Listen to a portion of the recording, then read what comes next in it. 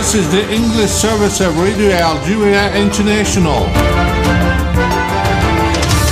It's time for the news. The death toll in Gaza due to the Israeli ongoing bombardment has climbed to 4,651, including 1,873 children. And UN agencies have urged the world to do more for Gaza, calling for a ceasefire along with immediate and unrestricted humanitarian access. And UNRWA Commissioner General Philippe Lazzarini has said that the protection of civilians must be upheld at all times, appealing for an end to the Israeli attacks on places such as schools, hospitals, and the homes of his staff. Those were the major developments. Now the full news edition. Good afternoon. The death toll in Gaza due to the Israeli ongoing bombardment has climbed to 4,651, including 1,873 children. The health ministry in Palestine and in the besieged enclave said in a statement that 1,023 women were also among the people killed in the Israeli attacks on Gaza since the beginning of the Zionist occupation's aggression against Gaza on October 7th. The number of injured has risen to 14,245, the ministry said. Mohammed Khatil tells us more. 32 Palestinians were also killed in a bombing carried out by Israeli occupation aircraft on various areas of the Gaza Strip. Wafa news agency reported that 16 Palestinians were killed following two raids launched by the occupation aircraft on two homes belonging to the Jaber and Abu al-Qusman families in the northern Gaza Strip. The casualties and wounded were transferred to the Kamal Adwan Hospital in Jabalia in the northern Gaza Strip. The Israeli aggression continues for the 16th day in a row, mainly targeting inhabited homes, causing more and more casualties and wounded among citizens, in addition to destroying homes and infrastructure. Ghazi Hamad, member of Hamas Political Bureau, described the horrendous situation in Gaza on the waves of Radio Algeria International. The situation in Gaza is very catastrophic. What's happening is kind of genocide, collective slaughter, massacres, killing every day, every moment. We have more than now about 5,000 murders. Maybe 1,200 are children, and we have more than 1,000 women. We have more 1,500 under the rebels in Gaza. Israel trying to destroy everything in Gaza, target hospital, target medical centers, bakeries, everything there. I think that's kind of a revelation, right? Kind of reading is not a war. So I'm so sad that I see some views in Gaza that show that situation there is very, very hard, that no one can see before. Meanwhile, Ghazi Hamad spoke of the determination of Hamas and the Palestinian people as a whole to carry on their legitimate struggle to protect their land and people. I think now the international community is keeping silent for the crimes of Israel, and I think what we need from Arabic countries and Arabic nations is to help and to support the Palestinian people, because the situation really is very catastrophic, and Israel will continue in retaliation against the Palestinian people. But we are very strong in our homeland. We will stand and we will fight and we will go ahead in our defending our national rights. We will not be able to break our bonds or to stop the resistance against the occupation. But we need more patience, more support from the Arabic and Muslim countries. And I hope that we will achieve victory, inshallah, as soon as possible. And this occupation will go to hell. Because it is a source of all kinds of evils and the troubles and instability and the bloodshed and hatred, and we have to stop for this occupation. Gaza is experiencing a dire humanitarian crisis with no electricity, while water, food, fuel and medical supplies are running out. On Saturday, a humanitarian aid convoy began entering the Gaza Strip from Egypt. It was the first aid delivery to Gaza since armed conflict broke out between the Zionist army and the Palestinian group Hamas on October 7. UNRWA Commissioner General Philippe Lazzarini has said that the protection of civilians must be upheld at all times, appealing for an end to the Israeli attacks on places such as schools, hospitals and homes of his staff. The head of the UNRWA strongly highlighted that protecting civilians in times of conflict is not an aspiration or an ideal. It is an obligation and a commitment to humanity. He said relentless airstrikes and bombardments coupled with evacuation orders from the Israeli occupation have displaced nearly 1 million people in Gaza, and many civilians have been killed and injured. Philippe Lazzarini said 17 of his UNRWA colleagues have been confirmed killed in this vicious war, deploring that the numbers are likely to be higher. And 5 UN agencies have urged the world to do more for Gaza, as the enclave had already been in a desperate humanitarian situation before the ongoing Israeli aggression.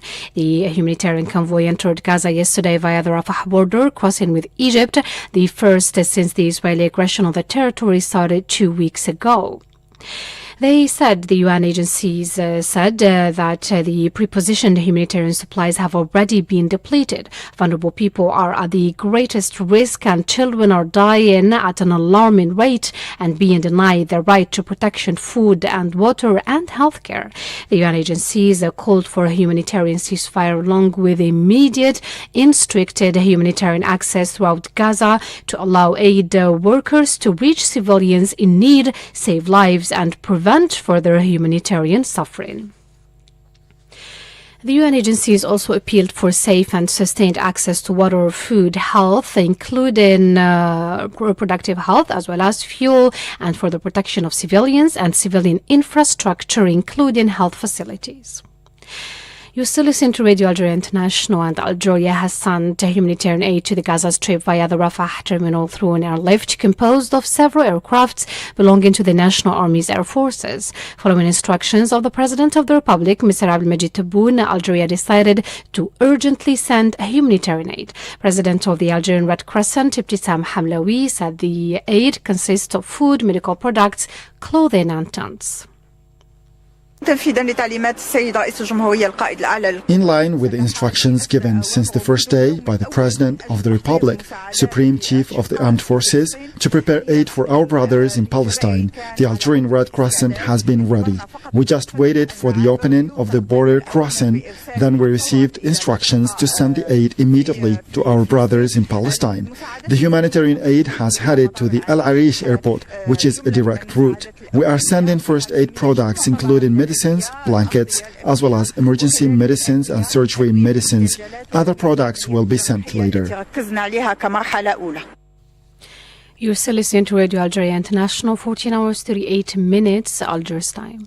Tens of thousands of pro-Palestinian demonstrators marched Saturday through rainy London to demand that the Israeli occupation stop its bombardment of Gaza, and similar calls were heard in cities around the world as the Israeli aggression against Gaza entered its third week. Mohammed Khatel. On the day a trickle of aid entered Gaza, where more than 1 million people have left their homes because of the conflict, protesters gathered in the Marble Arch near London's Hyde Park before marching to the government district, Whitehall. Police estimated the crowd that wound its way through the city for 3 hours at up to 100,000. Waving Palestinian flags and chanting, "Stop bombing Gaza," participants called for an end to Israel's blockade and airstrikes. Hundreds of pro-Palestinian protesters also gathered in Belfast and in Northern Ireland's second city, Londonderry, where speakers included lawmakers Colm Eastwood of the Irish Nationalist Social Democratic and Labour Party. Across the border in the Republic of Ireland, thousands marched through the capital, Dublin, calling for an end to the Israeli bombardment.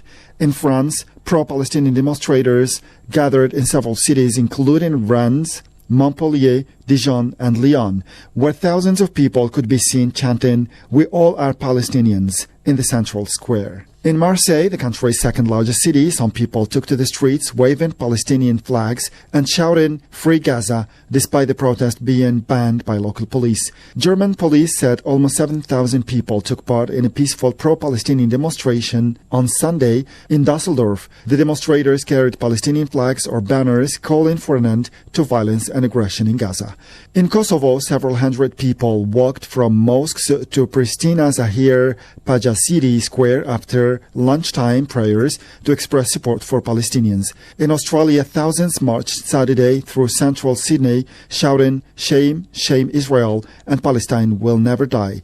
In New York, hundreds of protesters from Muslim, Jewish, and other groups marched to U.S. St. Christine Gillibrand's Manhattan office, many shouting, "Ceasefire now." Still with the ongoing aggression on the Gaza Strip and the ongoing aggression of the Israeli occupation on the Gaza Strip had been marked by the bias of Western media, which not only broadcasts fallacies in favor of the Israeli assault and killing of Palestinian civilians, but also brought to the Western audience fake news in a way to victimize the Israeli occupation and give excuses to its crimes. Let's listen to this report by Mohammed Khatel. In one of the most popular plateaus in the UK discussing the current Israeli aggression, however, Piers Morgan, a British famous media figure, received the Egyptian comedian Bassem Youssef, who made the most of the time of the interview to satirically explain the sufferings of the Palestinians in both Gaza and the West Bank since 1948. In just 2 days, more than 15 million viewers watched the interview on YouTube, something that has never happened in any of the former interviews done by the host, Piers Morgan. Bassem Youssef likened the Israeli occupation to the Daesh terrorist group, given that both commit the same crimes against civilians. So if I can understand this correctly, basically Israel is doing this to pressure the Palestinian community in Gaza to turn against Hamas. Is that right? I'm sure that's part of it, yes. That's part of it. So this is exactly what terrorist organizations do, because terrorist organizations will have no chance beating a whole nation in battle. So they terrorize and they kill the civilians in order to spread fear and terror so they can turn against their government to change their policy or to resign. You have just compared Israel with ISIS. No, I haven't. I don't see any comparison between It's Israel going to be the headlines tomorrow. Piers Morgan, Israel is ISIS. He also said that the Israeli occupation is the aggression and the oppressor who victimizes itself instead of sparing the real victims the suffering. Israel always victimizes itself, and I have never seen a victim putting their oppressor under siege and bombing them 24/7. Israel wants you to believe that they are the victim. Dealing with Israel is so difficult. It's like being in a relationship with a narcissistic psychopath. All right, you Bassem, look at Israel as Superman, but they're really Homelanders. Wallahi, they are like they are shooting Bassem, fish in a barrel, and they are annoyed with the splashes. Through satire and irony, Bassem Youssef summed up in his comedian style the Palestinian suffering, and the millions of views of his interview reflect the importance of the media in making known the reality of the Palestinian suffering and the atrocities of the Israeli occupation. You're still listening to Radio Algeria International. Time now for our headlines. The death toll in Gaza due to the Israeli ongoing bombardment has climbed to 4,651, including 1,873 children. And UN agencies have urged the world to do more for Gaza, calling for a ceasefire along with immediate and unrestricted humanitarian access. And UNRWA Commissioner General Filippi Lazzarini has said that the protection of civilians must be upheld at all times, appealing for an end to Israeli attacks on places such as schools, hospitals, and the homes of his staff. That's it, dear listeners, for our news bulletin on the 16th day of the heinous aggression perpetrated by the Israeli army against the defenseless Palestinian people, notably in the Gaza Strip and the West Bank. More victims are being caused, including dead and injured, in addition to the displacement of thousands of others to seek safe shelter. Our colleague Mohammed Khatel had this interview with Senior Crisis Response Advisor of Amnesty International, Donatella Rovera.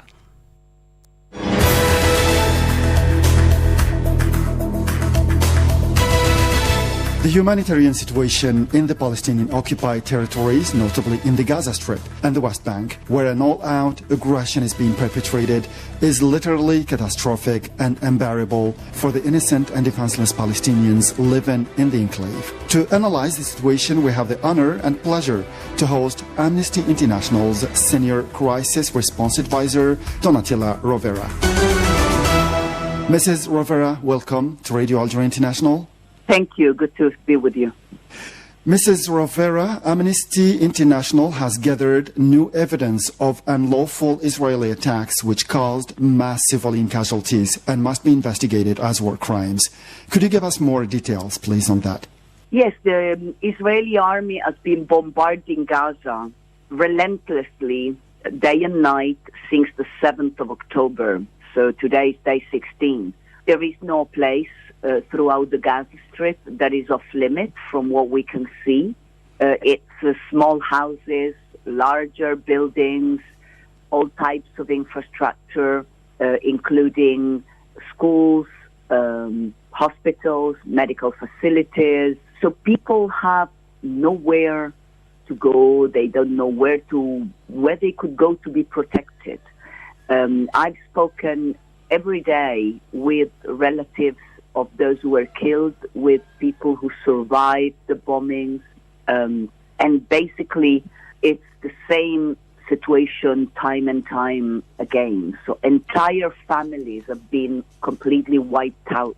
In some houses, 3 generations, the grandparents, the parents, and the children.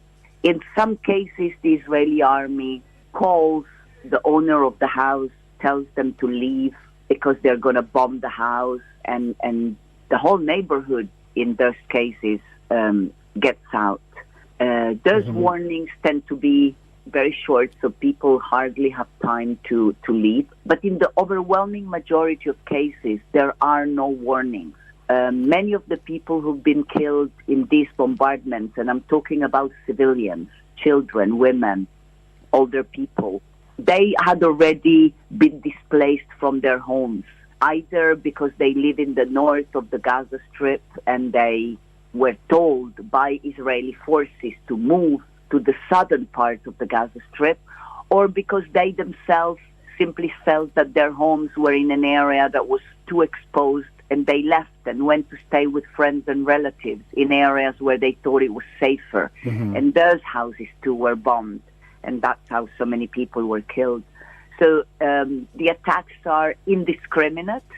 They are carried out using weapons which have very wide impact radius, and so they cause a lot of destruction and they kill people way beyond the targeted areas. So the situation is extremely difficult for the people of Gaza. In addition, of course, to the disastrous humanitarian situation where people are lacking everything and people are drinking seawater, contaminated water, because there is no electricity in Gaza. There is no fuel which is needed to produce electricity, which is needed to purify the water. And so there is a danger of a public health crisis breaking out because of the fact that people do not have access to clean water. Absolutely.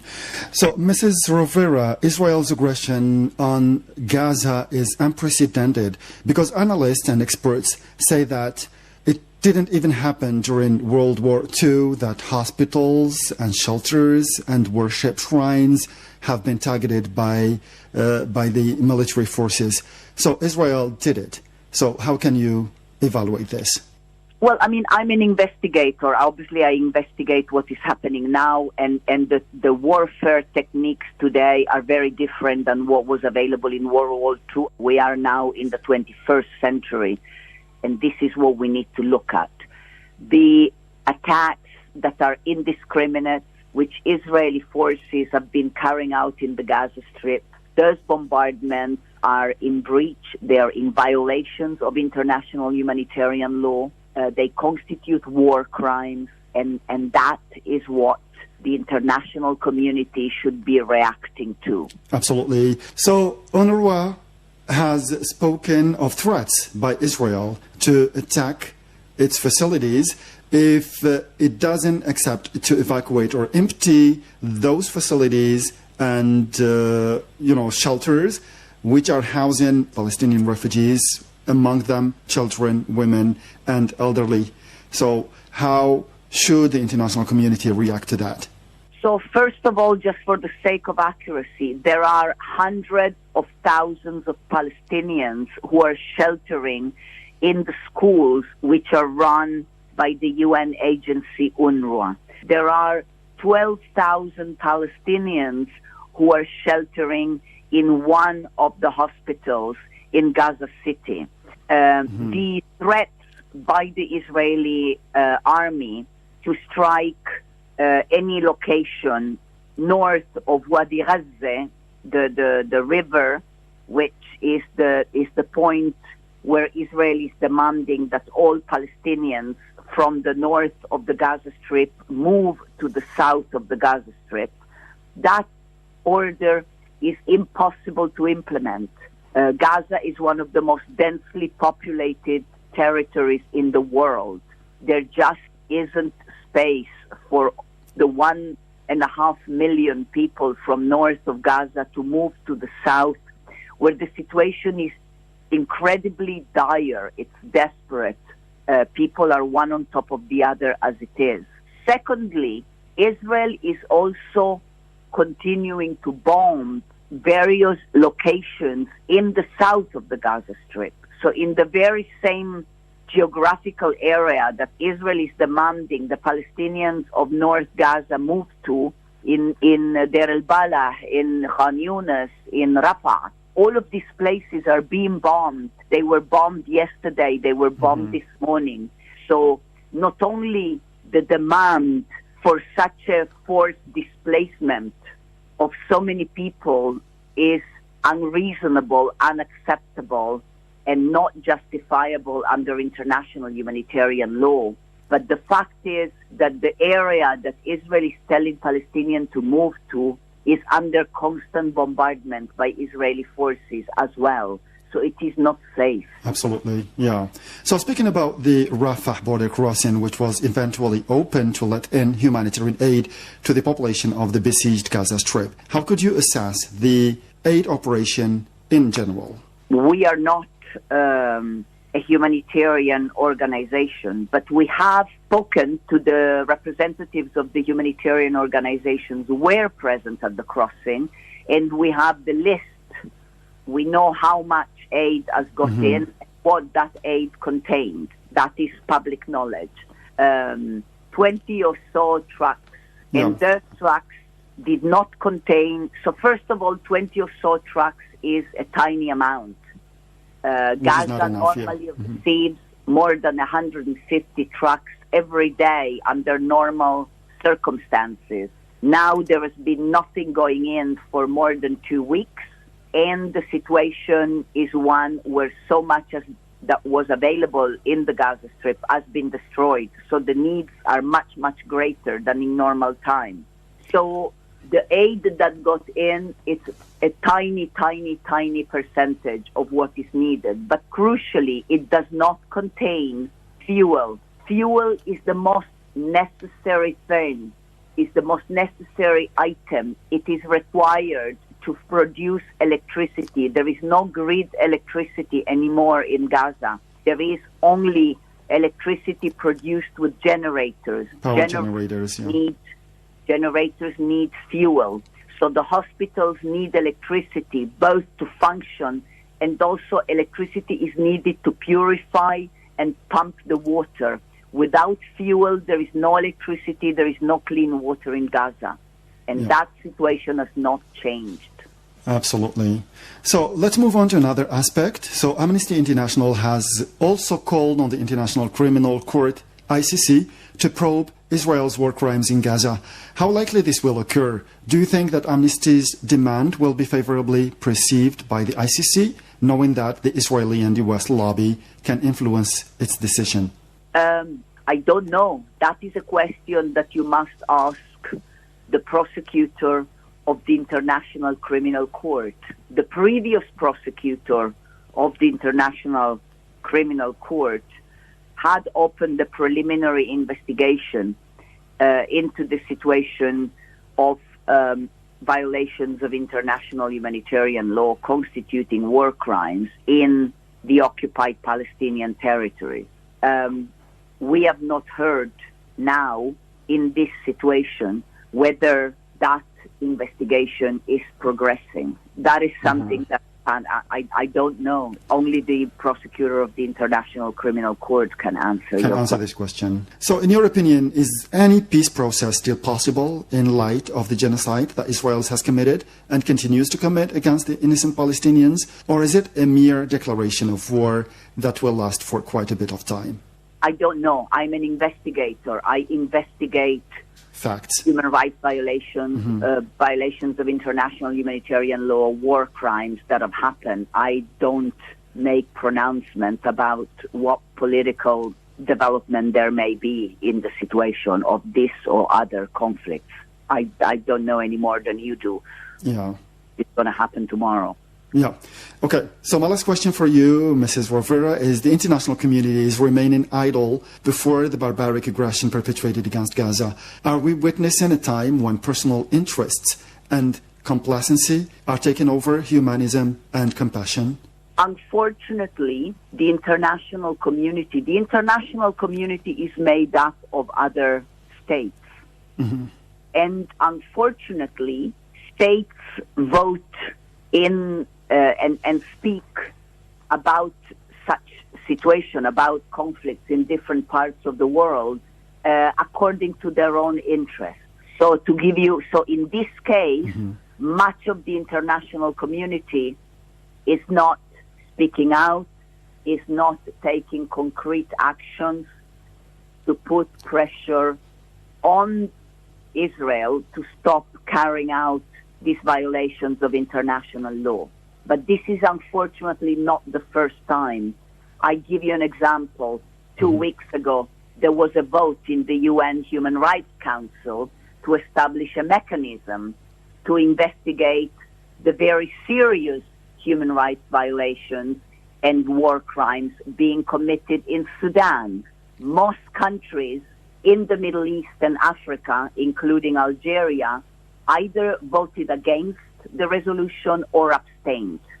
So the resolution was passed without the vote of the countries from the Middle East and Africa. So this is not the first time that we see countries taking a position which is purely political according to their own self-interest and does not take into account the fact that gross violations of international humanitarian law, including war crimes, are being committed, which is what is happening at the moment in Gaza, where Israeli forces continue to bombard in an indiscriminate manner and killing civilians, which are war crimes.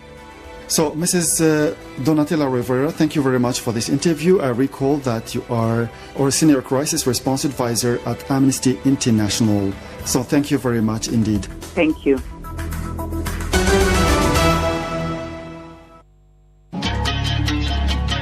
تشاهدون برامج إذاعة الجزائر الدولية بالصوت والصورة عبر تقنية لايف ستريم على صفحات التواصل الاجتماعي فيسبوك، تويتر وقناة اليوتيوب لإذاعة الجزائر الدولية. لمزيد من الأخبار تابعوا radioalgerie.dz/Radio Algérie International.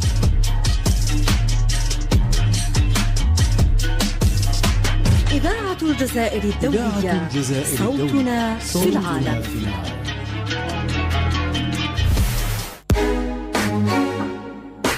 اجعلوا إذاعة الجزائر الدولية رفيقكم اليومي لنقل المعلومات والأخبار بدقة ومصداقية. إذاعة الجزائر الدولية وسام أبو زيد فلسطين. نفع أحمد محمد إذاعة الجزائر الدولية. هيدي إذاعة الجزائر الدولية. بإذاعة الجزائر الدولية عادل دلال باريس. محمد بو عبد الله إذاعة الجزائر الدولية بيروت. راديو الجيري انترناسيونال حبيب بن صفي باريس. أمل حمداوي راديو الجيري انترناسيونال. عبد الرحمن حسيس برلين راديو الجيري انترناسيونال. إذاعة الجزائر الدولية صوتنا في العالم.